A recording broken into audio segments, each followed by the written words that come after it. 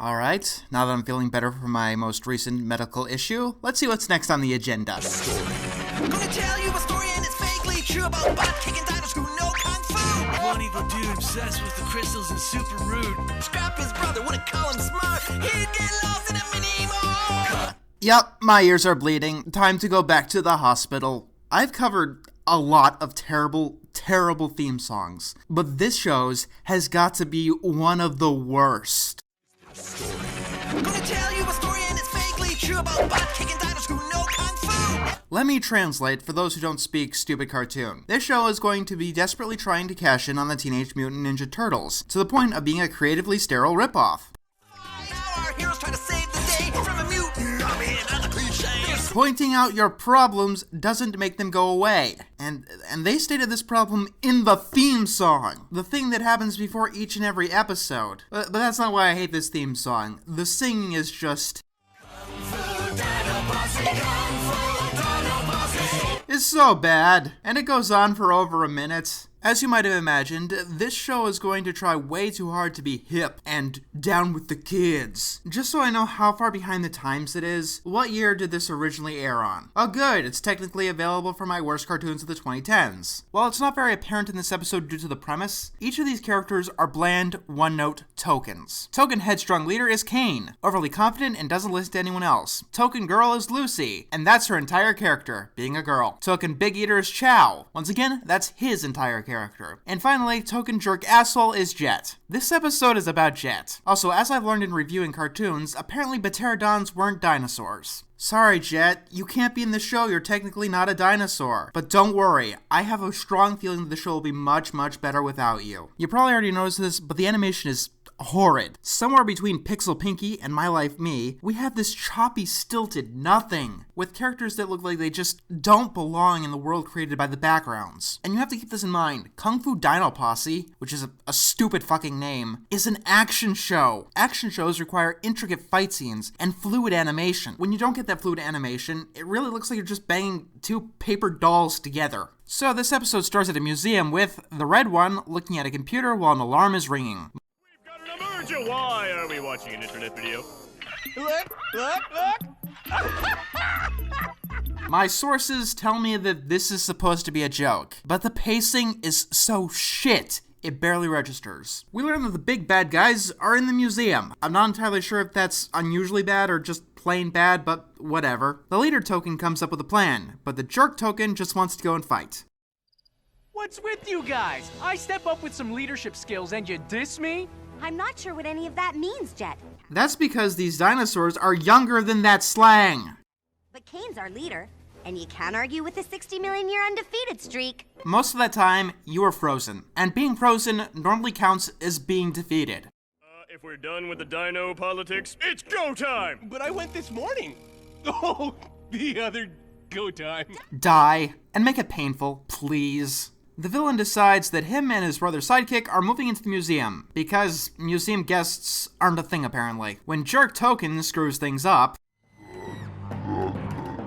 That's weird. We don't usually see Score's mutants until at least 10 minutes into the episode. I put a picture on the screen. I stopped the review to do this. Did any of you in the audience laugh at that joke? No. That is exactly why this never ever works. Just pointing out that you're doing some random piece of shit doesn't make it a joke. Because Jerk Token is a dumbass, he attacks the dinosaur. And because he does this, everyone else gets their mind controlled by weird bug things. Jerk Token tries to attack the dinosaur thing, and he gets attacked by the bugs too. And then the show ends. This was the season finale and the bad guy wins, and we all lived happily ever after. Yeah, I wish. No, we're only 4.5 minutes in. When Jerk Token wakes up, everyone else is enslaved with mind control. But he's not. This is going to be incredibly confusing for the entirety of the episode, and it's only going to get more confusing as time goes on, especially because they don't even attempt to point this out until near the end of the episode. I better play along until I figure out what's going on here. I thought that the MP4 I got of this episode was just skippy, but no, the lip syncing really is that bad. It's like they animated some of these scenes before they recorded the voice acting. English dubs of anime has better lip syncing than this show. Meanwhile, they're trying to open a safe to gain access to fossils because evil, I guess. And they were given the code on toilet paper because evil, I guess. What do you want to do with the Dino headquarters? We'll rent it out to a group of rowdy college students. They'll trash the place. First of all, I don't think you're one to talk down to anyone. Second of all, the target demographic for the show has got to be younger than 7. They probably wouldn't be exposed to the cliche that you're using here. Jerk Token doesn't seem to notice that his friends are acting suspicious. Redecorating is fun, especially when obeying the master. Well, nothing suspicious about that, so the problem must be me. That's it! I'm dreaming! Yes, you are dreaming. Please jump off a building. When you hit the floor, you'll wake up. So Jerk Token talks to Nerd Token. Nerd Token shows Jerk Token that the others have been infected with worms. Yes, they make a stupid joke out of this. This is used to control their minds, and get about twice the personality that they normally have. Some snake people see both Nerd and Jerk Tokens, but when Jerk Token puts on the mummy disguise back on Nerd Token, the snake people forget about him entirely. Of these dino dopes gives me a rash. Yep, this villain is essentially a prima donna, just like every fucking villain in every overly cliched action show ever. To give this show some benefit of the doubt, it's probably trying to be a parody of something like Teenage Mutant Ninja Turtles instead of a direct ripoff, but that's stupid on the face of it. First of all, that would never excuse the animation. But more to the point, if you want to make a good parody, you need to do it of something that takes itself very seriously, perhaps too seriously. Not a show about mutated turtles that fight crime and eat pizza. Does this look infected to you? Yes, I don't know what you're talking about, but this whole show looks infected with something. From now on, you'll be known as the Feng Shui Dino Posse. I hate you so much right now. Ugly. What happened to Edgar? Wow, I think I need a lozenge. They thought that joke was so funny, they used it twice. What's this? I asked for an all-buckwheat husk pillow. This is Goose Down. Hello? I'm allergic to Goose Down. And when you're allergic to something, the best idea in the world is to touch it, you fucking liar.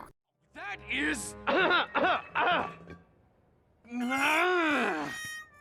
gotta... They actually played the wah-wah trumpet. What the hell kind of show is this? Leader Token is told to open up the safe. I don't know why they didn't tell him to do that in the first place. I've gotta swipe those vault codes from Kane. But this is your safe, in your hideout, and he's the leader. He should already know the combination, right? Oh my god, the animation just keeps getting worse. It's getting towards my life, mate. So Jerk Token flushes the codes down the toilet, and Leader Token assaults him. The other two block the fire escape to help the villain's feng shui, and I can't see this backfiring in any way whatsoever. The villain token gets a cell phone call from the Leader Token, while the Leader Token is in the middle of a coordinated mime act. Villain Token sees that Henchman Token is sleeping, and demands to know why that he isn't opening the safe. While Leader Token is fighting, his mind worm becomes visible. When he stops, the mind worm goes back into his head, somehow. Take your right thumb and stick her on the 5, then the left thumb and give her a... And the 4, 8 is something about a 7 and a 6 and a 9 and a 2, 2, 2 and a dot, dot, dot, and a 5, 5, 3. Anyway, he opens the safe. Door 1 of 3. 3 doors? Dinos really know how to take the fun out of safe cracking. These dinos know how to take the fun out of everything. Also, I'm getting tired of telling this to shows with terrible animation, but if you're missing frames, if things are this choppy and stilted, it is impossible for your slapstick to be funny. Slapstick requires very fluid animation. The villain token puts Jerk Token on a leash, which Nerd Token immediately frees him from. We see on the security camera that Jerk Token was hit with a worm, but... Kung Fu mode makes the worms go away, like when you upset Kane.